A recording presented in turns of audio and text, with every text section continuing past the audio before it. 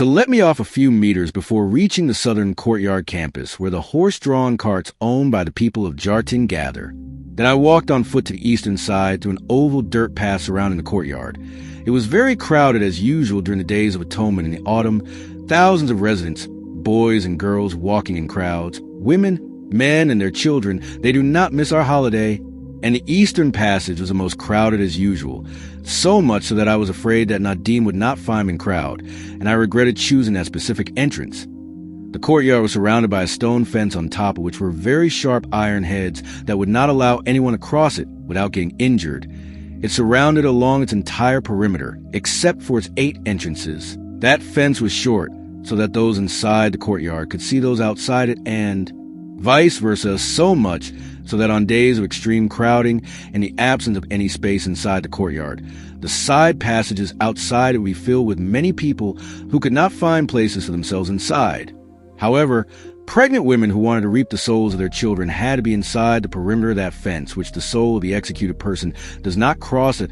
I reached the Middle Eastern gate and stood next to it on the tips of my feet, so that I might become taller, and search with my eyes among the faces of those passing through it, and those coming to it, without escaping the comments of the young men who did not stop harassing the girls. A little time passed without him appearing, and I started to feel pain in my ankle joint, either from standing on my tiptoes or from it being repeatedly stepped on by passers-by, before I heard his voice for the first time calling me, "Gufrin." So I turned towards a distinctive voice amidst the noise of the courtyard. It was him, standing on the other side of the fence inside the courtyard, a wide smile on his face. I laughed and headed inside the courtyard towards him, until I got close to him and there was only one step between us. We stood silent for a moment before he spoke. The way to this gate was very crowded, so I entered the courtyard to the south gate and crossed the crowds to reach you. So I nodded my head, smiling without speaking. I felt that my face was radiating heat so much that I almost asked him if my face was red or not. It was the first time in my life that I met a young man and spoke to him face to face. And what a young man! The same young man my heart had been attached to for years in that same place. Without knowing his name, his voice, or anything about him, he moved his hand in front of me after my silence lengthened, as if to make sure I was still conscious. I laughed, and he said, looking at my clothes, "Beautiful dress." I said shyly, "Really?" He said, smiling, "Yes. You look very beautiful." I said with more flushed face, "Thank you." People continued to flow into the courtyard, and more than one person bumped into us. So Nadim said, "Let's go." So I nodded affirmatively, and he said, "Which place do you prefer?" I said, pointing my hand to the middle of the courtyard. "The very middle." I found him holding my hand.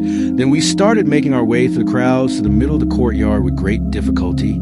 That was the most suitable place for us, away from the place my father preferred at the front of the courtyard. And it was also in the middle of the eastern and western middle gates if we wanted to leave at any moment.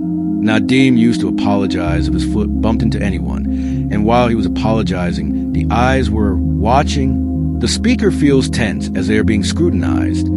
They stop in the middle of the courtyard behind 2 short men, and drums begin to beat. Al-Nadim says that a wedding ceremony is about to start.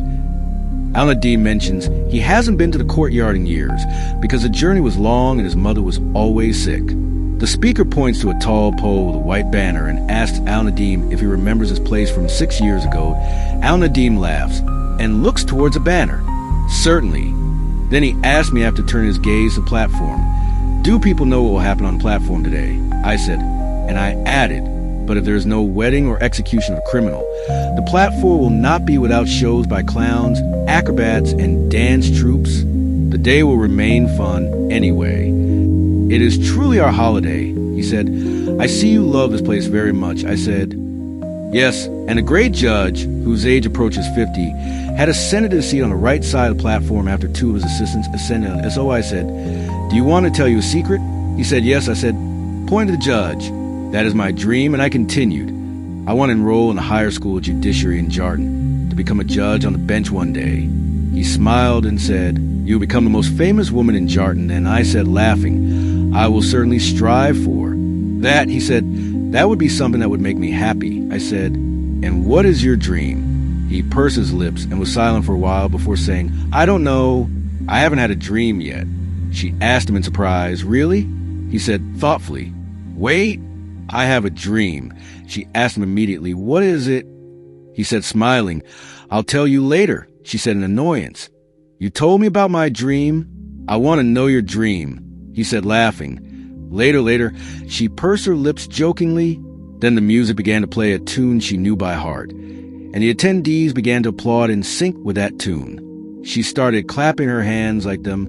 Then Nadim laughed and said, A wedding or an execution? She said, The text ends here. A wedding, of course. Then a shirtless young man wearing gray trousers stepped on the platform, holding the hand of his bride, who was wearing a white, off-the-shoulder dress. Before they stood in front of everyone on the platform, they knelt on their knees. The crowds burst into cheers and applause, and whistles blown by many young men in the courtyard echoed. Then the grand judge got up and moved on the platform toward the edge close to the audience, and announced in his voice, which did not reach us due to the noise, the marriage of that honorable young man to that honorable girl from the people of Jartin, so that their children after them would become honorable and subject to the rules of Jartin as a right and a duty.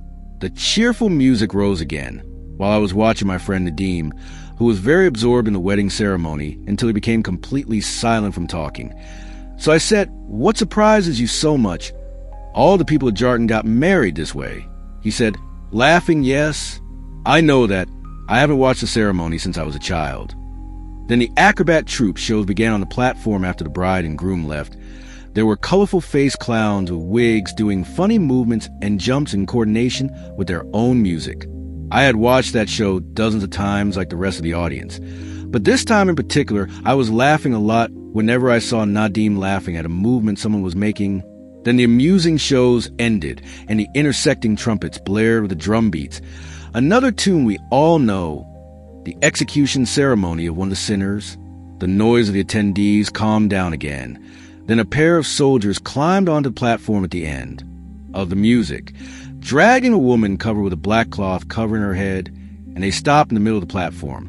Then one of them removed the head covering, and her hair fell over her face, before the judge stood up again and gave a new speech for the execution officer of the square to climb onto the platform, or what we call the platform shooter, and he stands upright like the one in charge a few steps away from that woman, looking at the crowds for silence to prevail. Everywhere, so I whispered to Nadim and said, You will now hear the sound of gunpowder, and after that you will hear one of the ululations for the one whose soul this woman harvested for her child. He said, anticipating the platform, I know that I am not a stranger to this country. I am your neighbor too, I said jokingly. Well, my neighbor, guess from where in the courtyard the Zagrutta will be released. He said, I don't know. I said, I bet we'll come from there, and pointed toward the east of the front. He said, laughing, And what is the value of your bet then? I was silent and said, I haven't thought about the value of the bet. I haven't bet anyone before, but choose a place, and if I win, I will fulfill any request for you. He said cunningly, Any request? I said confidently, Yes. He said, Okay, the Zagrutta will be released in the middle of the courtyard, a few steps away from us, and pointed to our right. So I said, We shall see. Moments later, the judge finished his speech. The shooter turned toward the guilty woman, raised his hand with his firearm before the sound of gunpowder echoed in the courtyard sky, and the woman's body fell dead in its place. With that, the silence deepened and anticipation covered the faces of those in the courtyard. Before that silence was broken by a loud, long ululation released in the middle of the courtyard a few steps from our right side, exactly as Nadim had indicated. I looked at him blankly, not believing it. So he said, I've won the bet then. The astonishment was still on my face, so he added, Now I want my prize. I nodded in agreement, waiting for what he would ask for. So he said, pointing towards the direction from which the ululation was released, Look there. I turned towards where he pointed, so he imprinted a kiss on my left cheek and ran off among the crowds. Nadim kissed me and started running among the crowds, then stopped a few meters away, raised his head among the heads, and shouted to me, We will meet next day of atonement just like we met today, and added in his loud voice, waving his hand, Happy school vacation. The astonishment was still imprinted on my face after a sudden kiss, and when I woke up from my astonishment, he had disappeared and there was no trace of him. Then the school vacation began the next day. 30 days, I was busy with my mother with housework during the day, and I spent my evenings with my father discussing a book from his library every night, while the times before bed were reserved for my boy. And the days passed day after day without anything changing until the last vacation day came, which coincided with the new Day of Atonement. I made an excuse to my father and mother with an excuse I don't remember. I think I told them about a new agreement with my colleagues that we would repeat our meeting on the previous Day of Atonement. My father was welcoming as usual, especially since I showed that I had made new friends, which was something he saw as good point one needs friends of the same age in one's neighborhood at all times. At some point, none of the parents or older relatives will remain. But my mother insisted that time that I accompany them in my father's cart to the square, and there I could part with them, provided I returned to them when the day's ceremonies ended. So I accepted what she said. Then, as soon as I arrived south of the square, I headed to the same place where I met Nadim a month ago, the East Middle Gate, and I found him waiting for me. He laughed when he saw me approaching him. So I said, warning him with my index finger after he extended his hand to shake mine, no kisses. So he continued laughing and said, "You have to win the bet then." So I laughed. Then we walked together into the square toward its middle. It wasn't one execution that day. Rather, it was the execution of 3 culprits, all of them men. And there was no wedding. I said, "Do you know why men are more numerous than women in the women's section?" He said, "Why?" "Because most of the culprits are men," she continued explaining. "The soul of the executed male goes to the male fetus, and likewise the soul of the female to female. If it weren't for those women who commit a crime every few months, most female fetuses would have died out." He said without conviction, "Rima," then he added, "It is fate, nothing more." I said sarcastically, "Fine. Wise man, from which areas do you expect the 3 Zagharid ululations to start today?" He fell silent, thinking. Then he said seriously, "Right in the front," and he pointed his hand there, then continued, "And to the left of the center." And he pointed to our left. A pregnant woman was standing a few steps away from us. I saw her looking with great anticipation toward the stage without batting an eyelid. Then he was silent for a while again, and said calmly afterwards in south of courtyard. "But I don't know if it's to the left or right of it." I said to him, laughing, "You have to specify, or you lose your bet." He said smilingly, "To its left then. But I won't arrange for you which of them will start first, and what do you expect?" I laughed and said no. "I won't expect. I will just see if your prediction today is correct like last time or not." He said, "And if you win," I said jokingly, "I will put my hand on my cheek then." Then the sound of the first bullet rang out, and the voices around us quieted before celebratory cries Zagruda erupted from the lady beside us, where Nadim pointed. He laughed confidently, and I couldn't believe it had happened. Then he dragged the first victim out of the platform. Moments later, the second bullet rang out, and a Zagruda started at the front, but I couldn't determine which side it came from, the right or the left, but it came from the front anyway, as he expected. Then the third shot rang out, and silence prevailed throughout the courtyard, waiting for the last Zagruda to start. But the silence lingered without any Zagruda starting. He said, smiling as he looked at me, "The South has failed me. It is a pure soul." I think he was wrong. His soul has rested forever. He nodded in agreement silently, looking at the corpse of the last executed person. Then murmurs started around us, increasing little by little until they became a din. It was clear that they had ignored the matter of the 2 ladies who had reaped the souls of their children, and their conversation became all about the third soul that avoided shame. The sun had moved slightly past the middle of the sky when the music started to announce the beginning of the acrobat troupe's performances. So Nadim grabbed my hand, and I found him walking me towards the middle eastern gate to which we had entered hours ago. So I asked him in surprise, "What's the matter?" He said, "There's a wonderful meadow next to the courtyard that I checked out a few days ago. We walked across the eastern meadow that separates the courtyard from the dry river, and there a refreshing breeze blew, laden with the scent of its wild flowers. And I realized then that my friend's choice of that place was perfectly right. Until we stopped on the bank of the dry river. No one else was there at the time but us. Then my friend sat in his place on the edge of the bank and motioned for me to sit next to him. So I sat, and silence fell for a while before I asked him seriously, 'How do you know the places where the ululations start?' So he said, 'Coincidence is all it is. I said, I don't believe that coincidence doesn't always hit the mark. He said, smiling, well, one of the souls has failed my sincerity. I said, I think if it were a spirit, it would have reaped it. My tricks stand in the south as I expected. He said, laughing, I am not a seer.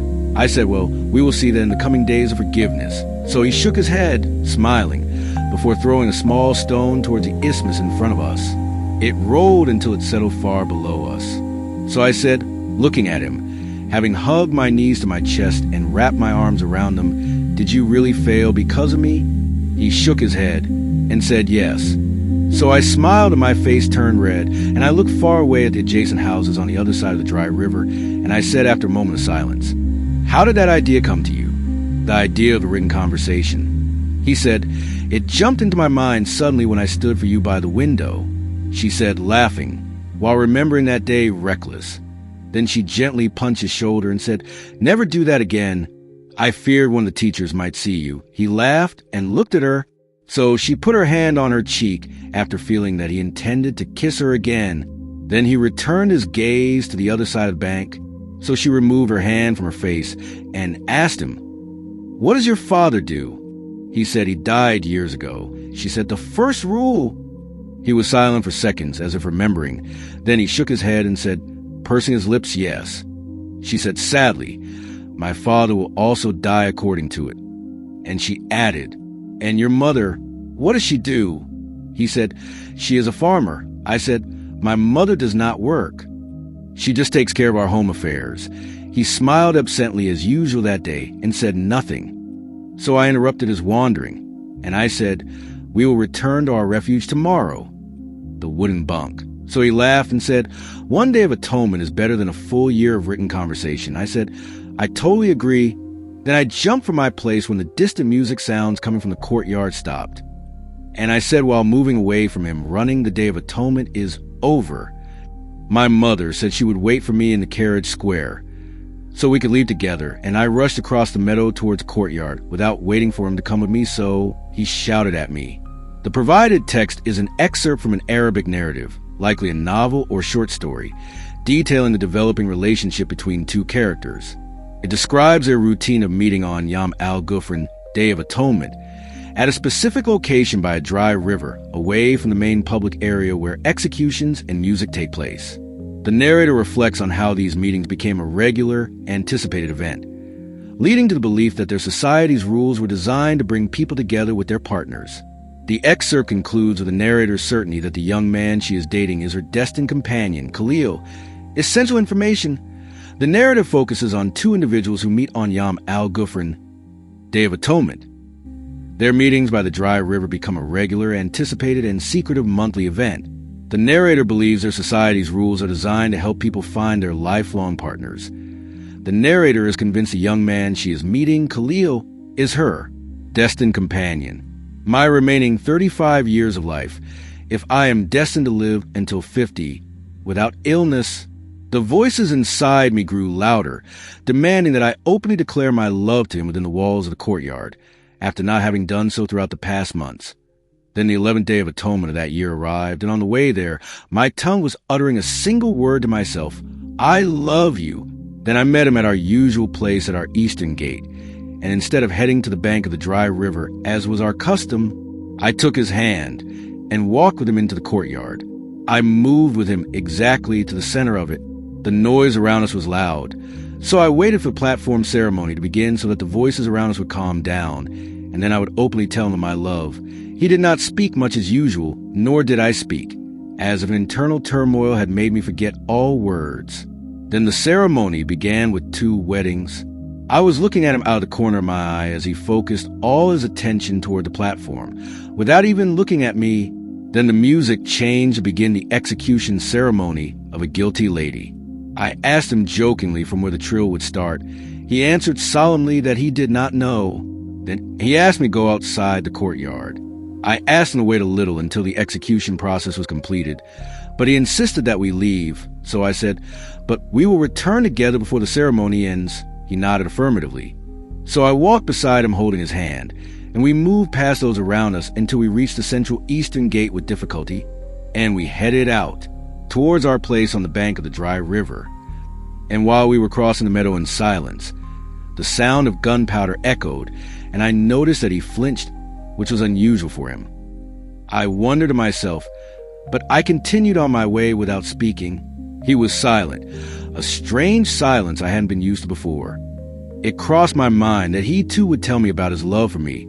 They say lovers think the same way. Until we reached the riverbank, and there he continued his silence. So I said in wonder, "We came to be silent." "Huh." He didn't say anything and looked far away to the other side of the dry river, so I completed complaining. "Well, let's go back to the courtyard," he said in a serious tone. "I don't want to go back there." So I pursed my lips, and I too kept silent until he spoke. I promised you before that I would tell you in advance if I had to leave. My heart beat strongly, and I asked him, "Are you leaving?" He said calmly, "Yes, I will leave at the end of next week." I said in surprise, barely controlling myself, "Why?" He said, "I will just leave. Knowing the reason won't do you any good." So I yelled at him, "I want to know the reason," and I added while yelling at him, "The decision to leave is no longer your decision alone." He was silent for a moment, then said, "I will turn 16 at the end of next week," and continued after a moment. "The rules have become binding upon me." I asked him after not understanding what he meant. "Which rules?" He was silent for another moment, looking far away toward the courtyard with eyes glistening with tears, then said, "Garden's rules." Then he undid the buttons of his shirt to reveal his chest. There was a blue tattoo on his left side, directly above the heart. It was nothing but the women's tattoo. And that's all for today. I hope you enjoyed the story. Until next time, see you in a new video. And of course, don't forget to like and subscribe. Bye, my friends.